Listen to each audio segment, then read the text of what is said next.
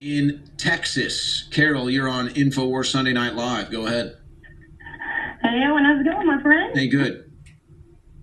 I gotta tell you, before I give you my scoop, I gotta say, I need my vitamin mineral fusion back and coffee. I miss them so bad.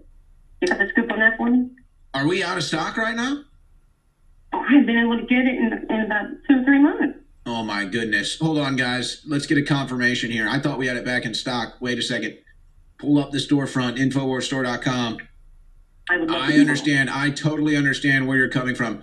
This is why, if you look in my fridge, my fridge, well, I do keep my vitamin mineral fusion in my fridge, the open one. But if you look in my pantry, I've got like 4 or 5 stacked up because I can't be without it, Carol. I can't be without it.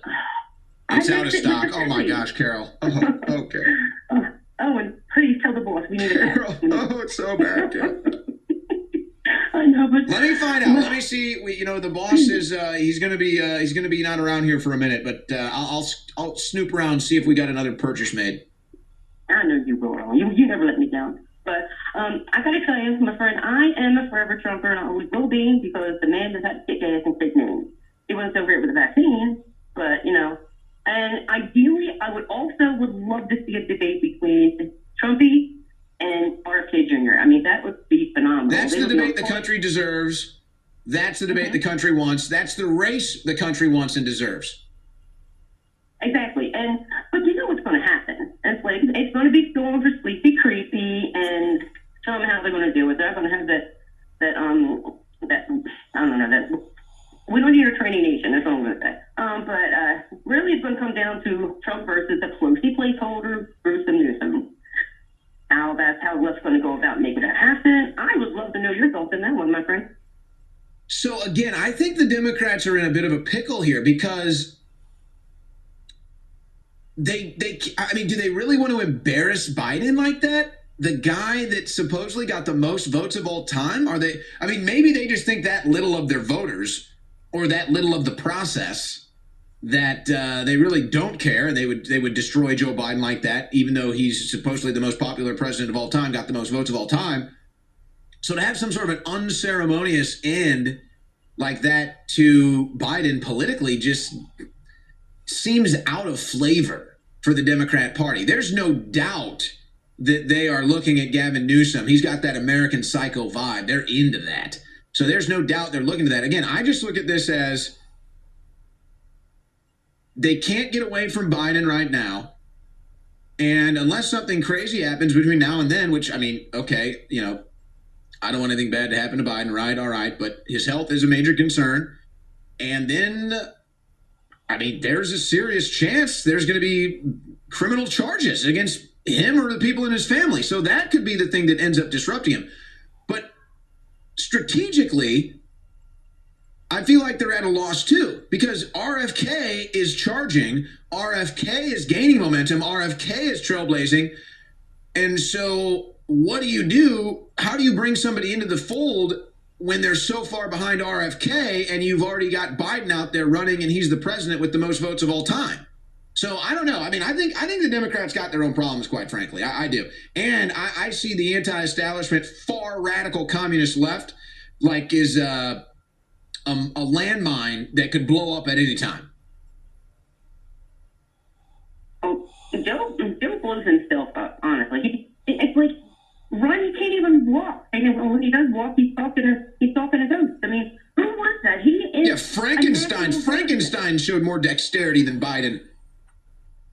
Oh, now keep that.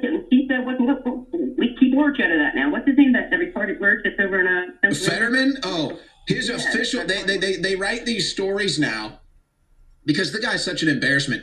So they write these stories now. They're like, John Fetterman walks through, like he's nobility. John Fetterman walks through the Capitol in his hoodie and his gym shorts to show the world that you can beat depression. What?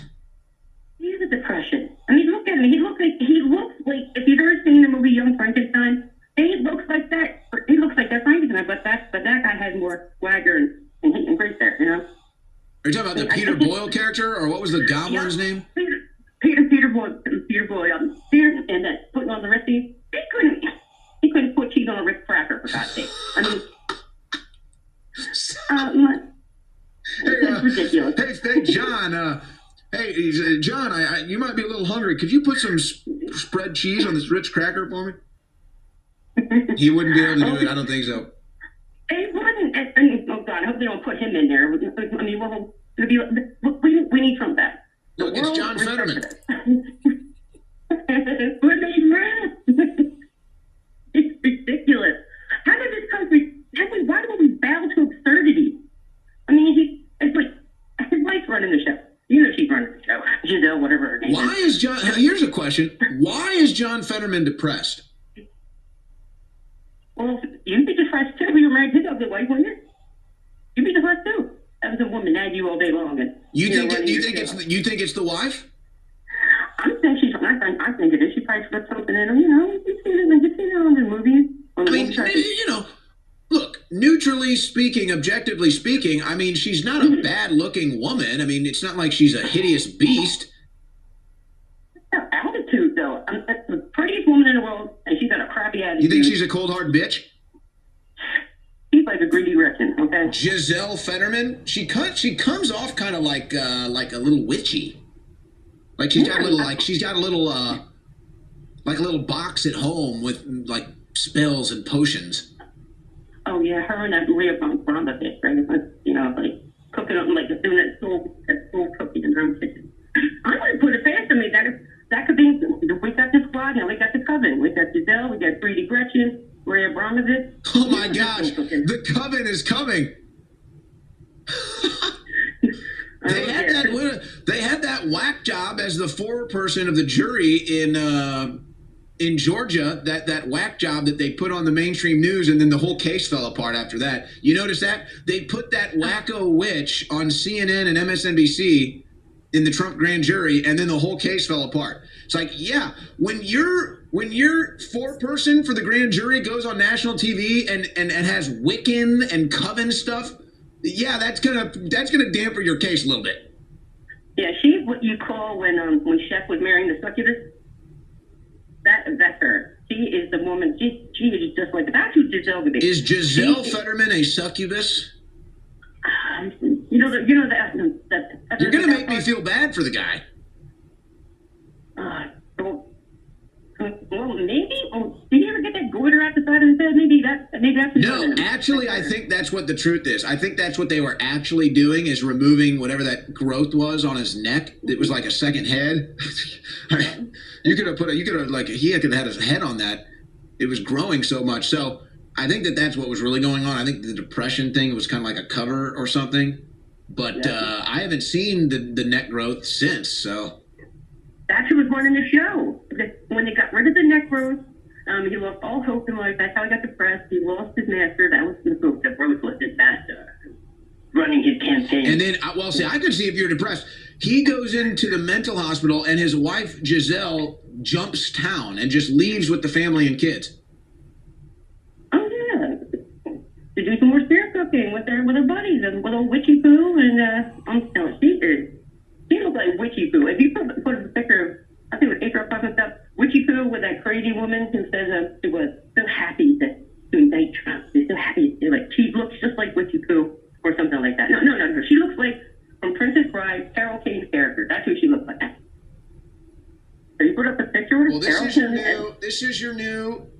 He wears a hoodie and gym shorts, and you need to celebrate that. Okay, that's the new mentally ill nobility. Okay, they claim to be depressed, and then they wear a hoodie and gym shorts everywhere, and that is a good thing in Congress. All right. We see that every day in Austin. On Street Austin. That's your new standard is John Fetterman, who is in chronic depression and can't fit into a dress suit. Carol, thank you for the call. Let's go to